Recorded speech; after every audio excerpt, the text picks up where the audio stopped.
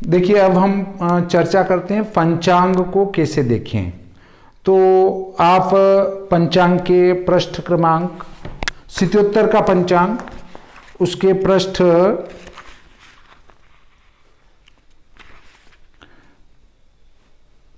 23 पर आ जाए। यहां पर चैत्र शुक्ल पक्ष लिखा है।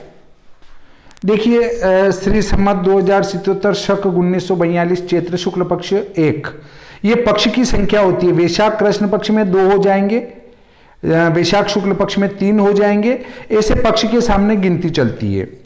फिर दिनमान है, निम्मच भारतीय स्टैंडर्ड टाइम में सूर्योदय है, सूर्यास्त हैं, बंगला तारीख है, मुस्लिम तारीख है।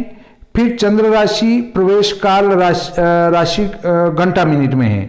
दैनिक सूर्य स्पष्ट प्रातः 5:30 बजे का है और सूर्य नक्षत्र से दिन नक्षत्र तक की संख्या दी गई है। फिर आगे लिखा है तारीख 25 मार्च से 8 अप्रैल सन 2020 ईस्वी तक उत्तरायण, उत्तर गोल, बसंत ऋतु। देखिए, ये जो पक्ष चलेगा वो 25 मार्च से चलेगा और 8 अप्रैल को समाप्त हो जाएगा। इस पूरे पक्ष में सूर्य उत्तरायण में रहेगा और उत्तर गोल में भी रहेगा और यहाँ बसंत ऋतु भी रहेगी।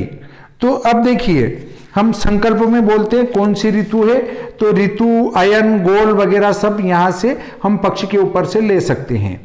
अब जो पंचांग का फॉर्मेट है, जो पंचांग को किस प्रारूप में बनाया गया है उसको समझाता हूं।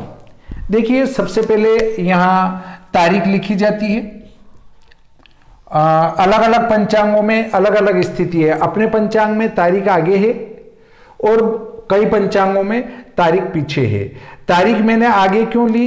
तारीख इसलिए आगे ली कि जो नया छात्र है वो तारीख से पूरी लाइन को पकड़ सके, इसलिए तारीख को मैंने आगे ली। कई पंचांगों में यहाँ पर योग दिए जाते हैं जो कि मेरे हिसाब से गलत है। योग कैसे बनते हैं? योग बनते हैं वार और नक्षत्र से। माना वार है सोमवार और मृगशिरा नक्षत्र है, इन दोनों के योग से 1 मिनट के लिए मान लें कि मृत्यु योग बनता है। तो और मृगशिरा नक्षत्र प्रातः 7:15 पर ही समाप्त हो जाएगा। तो अब व्यक्ति क्या देखेगा, यार आज तो मृत्यु योग है, तो वो पूरे दिन इस मृत्यु योग को लेके भयभीत रहेगा। जबकि वो 7:15 पर जैसे ही मृगशिरा नक्षत्र समाप्त होता है, मृत्यु योग समाप्त और अगले आद्रा नक्षत्र और सोमवार के मिलान से जो योग बनेगा वो योग यहां प्रभावी होगा। इसलिए मैंने इस कॉलम को छोड़ ही दिया क्योंकि ये व्यर्थ में भय उत्पन्न करने वाला है। और ये जो क्रकचादि जो योग हैं, त्रयोदश कुयोग वगैरह हैं, और ये जो योग हैं, यदि रवि योग हों तो ये योग स्वतः समाप्त हो जाते हैं, इनका कोई प्रभाव नहीं होता है। इसलिए मैंने इन योगों को यहां नहीं देते हुए सीधी तारीख को दे दिया है। अब देखिए, इस पर अगला जो बिंदु आता है वो ये आता है कि इसके पास तिथि रहेगी। तिथि 1, 2, 3, 4 शुक्ल पक्ष में 15 तक चलेगी और कृष्ण पक्ष में 14 तक चलने के बाद में 15 की जगह 30 आएगा। 30 का अर्थ है कि कृष्ण पक्ष की 30 को वो महीना समाप्त हो रहा है। महीने की गिनती शुक्ल पक्ष से कृष्ण पक्ष चलती है, ये बात ध्यान में रखें। देखिए, उसके बाद अगला बिंदु आता है वार। तो वार में हम देखते हैं कि यहां पर जो वार लिखा गया है वो बुधवार है। बुध, गुरु, शुक्र ऐसे वार आएंगे। उसके बाद आता है इनके घटीपल।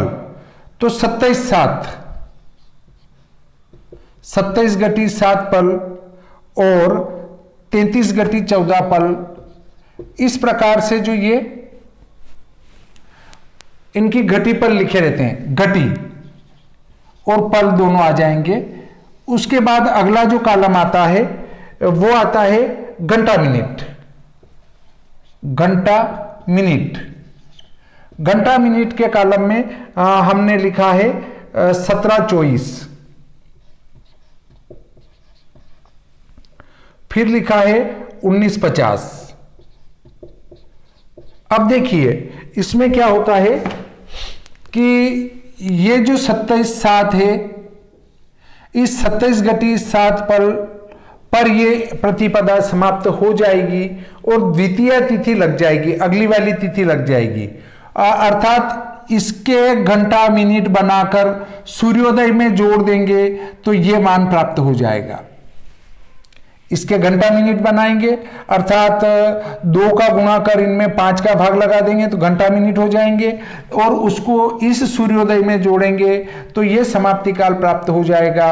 और ये समाप्ति काल अटक से कटक तक और कश्मीर से कन्याकुमारी तक यही रहेगा।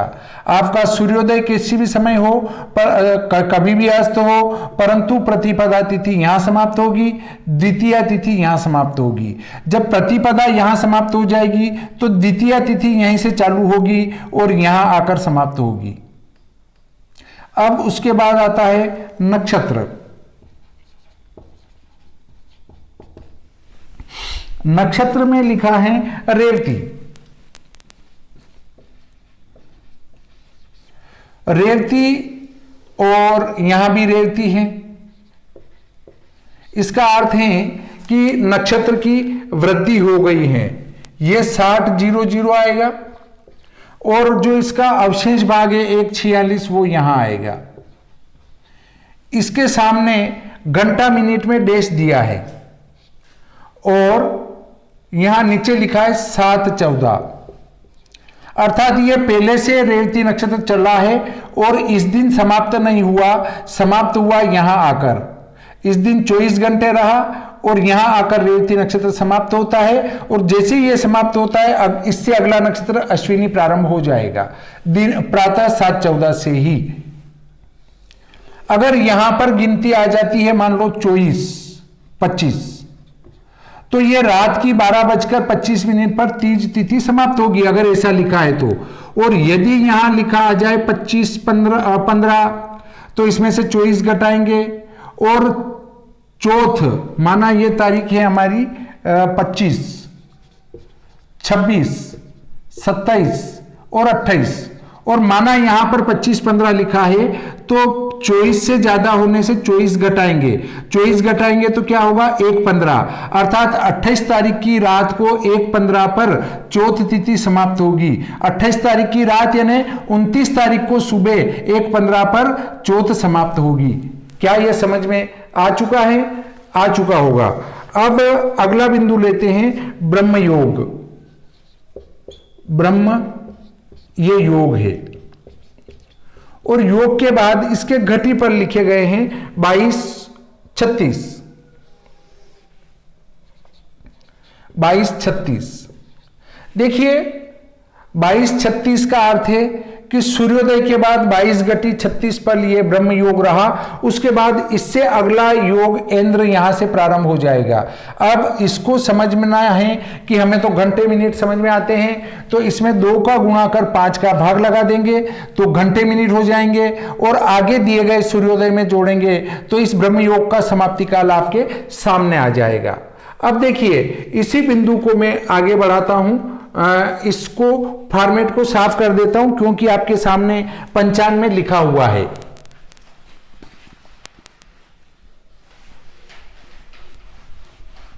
पंचांग में आप उंगली आगे से आगे चलाते जाएंगे, आपको सब कुछ समझ में आता जाएगा। और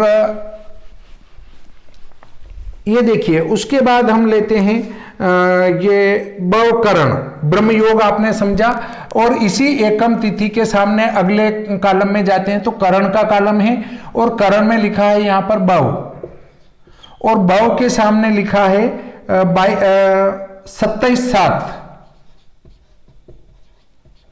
देखिए, अब अभी जो हम यहां करण के सामने जो लिखा है उसके ऊपर और तिथि के घटिपल पर निगाह दौड़ा लें। अगर तिथि के घटिपल और करण के घटिपल वो समान हो तो उसके समाप्ति काल का समय भी वही होगा जो तिथि का है। अब देखिए, प्रतिपदा बुधवार उसका समाप्ति काल क्या है? 27 पल, और करण का भी 27 पल। तो जैसे ही तिथि समाप्त होगी 17:24 पर, वैसे करण भी समाप्त हो जाएगी। उससे अगले बिंदु में आते हैं तो दिनमान है। दिनमान दिया है 30/18 पल। देखिए यह है घटीपल में मान है। घटीपल में मान होने से अगर आपको घंटे मिनट में चाहिए तो इसमें 2 का गुणा कर 5 का भाग लगा देंगे तो घंटा मिनट में आ जाएगा। वैसे 60 घटी का दिन रात होता है, तो दिन 30 घटी का और रात 30 घटी की। तो यहां चूंकि 30/18 है, 30 से अधिक होने से दिन 12 घंटे से बड़ा हो चुका है। अगर 30 से कम आते हो तो दिन 12 घंटे से छोटा है।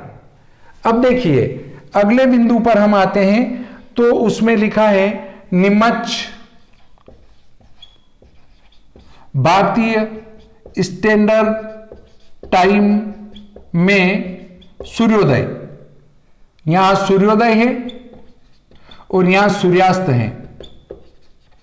तो यहां लिखा है देखिए 6:33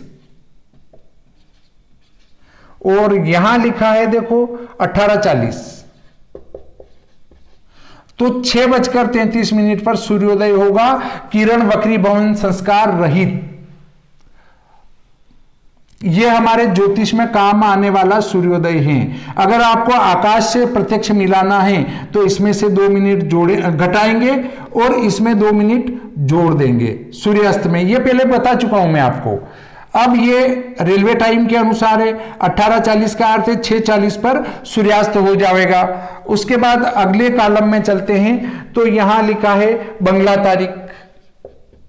ये बंगला तारीख जो है संक्रांति बदलने के साथ ही प्रारंभ हो जाती है, और मीन संक्रांति जिस दिन लगती है उस दिन से चैत्र महीने की 1 तारीख चालू हो जाती है। तो ये देखिए यहां पर जो तारीख लिखी है वो 12 लिखी है चैत्र की। इसका अर्थ है कि मीन संक्रांति को लगे 12 दिन हो चुके हैं। फिर लिखी है मुस्लिम, यहां लिखा है रमजान। ये तारीखें जो है चंद्र दर्शन के साथ ही लागू हो जाती हैं। जिस दिन चंद्र दर्शन हुआ उसके अगले दिन से 1 तारीख हो जाएगी। रज्जब है, हाँ रमजान दिखा मेरे को, रज्जब है। देखिए इस रज्जब मास की 29 तारीख लिखी है। 29 का अर्थ है कि अभी चंद्र दर्शन होना है। अब उससे आगे चलते हैं तो मैं इसको वापस साफ करता हूं। इसी लाइन में हम आगे बढ़ेंगे तो वहां लिखा है हमारा सूर्य स्पष्ट, नहीं चंद्र राशि प्रवेश काल। चंद्र राशि प्रवेश काल, चंद्र राशि प्रवेश काल का अर्थ है चंद्रमा कौन सी राशि पर चल रहा है। आप मुहूर्त देखेंगे उस समय यह काम आएगा। देखिए पहले कॉलम में लिखा है मीन और कुछ नहीं लिखा है। इसका अर्थ है कि 24 घंटे मीन राशि का चंद्रमा रहेगा। अगर आपको 25 अप्रैल को अपना चंद्रमा देखना है तो अपनी राशि से मीन तक गिन लें। उसके बाद अगले में लिखा है मेष 7/14। 7/14 का अर्थ है कि सुबह 7:14 से मेष राशि का चंद्रमा आ जाएगा। उससे पहले चंद्रमा रहेगा 7/14 तक मीन राशि का ही। यहां से मेष का चलेगा, इससे पहले मीन का रहेगा 26 तारीख को भी। तो अगर इस दिन 26 तारीख को 7 बजे के पहले अगर कोई आप शुभ काम करना चाहते हैं तो मीन तक गिनेंगे, और 7/14 या उसके बाद काम करना चाहते हैं तो मेष तक गिनेंगे। अब उसमें अगले बिंदु पर हम आते हैं तो देखिए सूर्य स्पष्ट दिया है। दैनिक सूर्य स्पष्ट, दैनिक सूर्य स्पष्ट में दिया है 11/10/3936। 11, 10, 39, 36। यहां जो अंक हों वो राशि 11 का अर्थ है कुंभ राशि। कुंभ राशि पार करके मीन राशि पर 10 अंश 39 कला 36वीं कला पर सूर्य चल रहा है। कुंभ राशि पार कर चुका है, इसलिए हम इसको मीन राशि पर लिखेंगे। तो मीन राशि का सूर्य ये 1 अंश रोज बढ़ता है। देखिए अगले दिन 11-11 मिलेगा, उससे अगले दिन 11-12 मिलेगा, केवल इन अंकों में अंतर आएगा बस, बाकी एक एक रोज बढ़ता जाएगा। अब उसके बाद अगले बिंदु पर आते हैं तो सूर्य नक्षत्र से दिन नक्षत्र तक की संख्या, तो यहां पर 2 दी हैं, यहां पे भी 2 दी हैं। तो सूर्य नक्षत्र से दिन नक्षत्र तक की संख्या ये गिनकर लिखी गई हैं। जब कभी आपके मुहूर्त प्रकरण आता है, मुहूर्त निकालने बैठते हैं और वहां लिखा जाए कि सूर्य नक्षत्र से दिन नक्षत्र तक गिने, तो आपको गिनने की जरूरत नहीं है, ये मैंने गिनकर कंप्लीट लिखे हुए हैं। अब ये बिंदु समाप्त होने के बाद अगला जो बिंदु आता है उसमें अपन देखें कि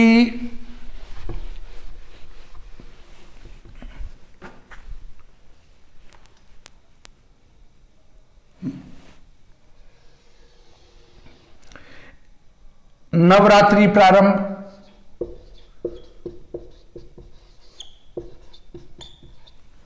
फिर लिखा है घट स्थापना,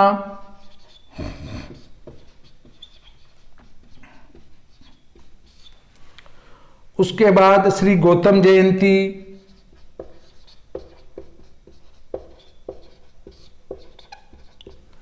और उसके बाद चांद्र संवत्सर आरंभ, चांद्र संवत्सर आरंभ, फिर उसके बाद लिखा है गुड़ी पड़वा और ज्योतिष दिवस। ये सब 25 तारीख को आएंगे ये पर्व।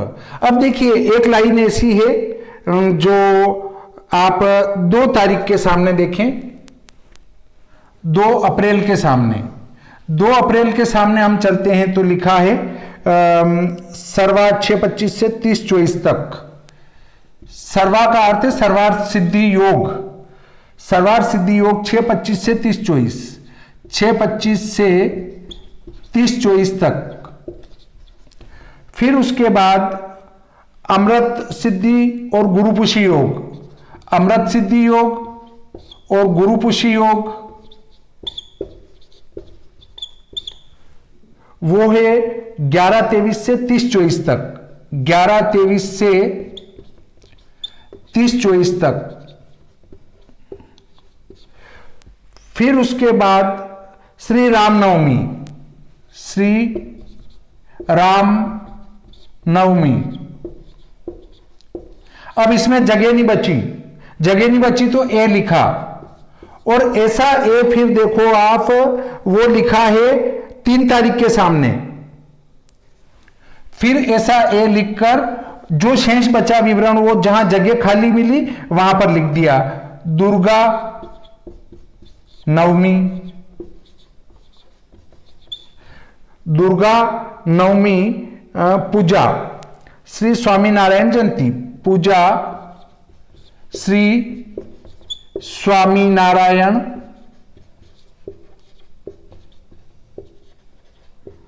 जयंती। और फिर अगर इसमें भी जगह नहीं बचती तो फिर एक और संकेत लिखकर ये जगह और दूसरी जगह लिख देते। तो कभी ऐसा लिखा हो तो चकराना नहीं चाहिए। ये ए लिखा है इस लाइन के अंत में, इसका अर्थ है कि यहां विवरण नहीं आया, ऐसा ए लगाकर कहीं दूसरी जगह वो विवरण लिखा गया है। तो इस प्रकार आज का ये प्रकरण यहीं समाप्त करते हैं। श्री सरस्वती मैया की जय।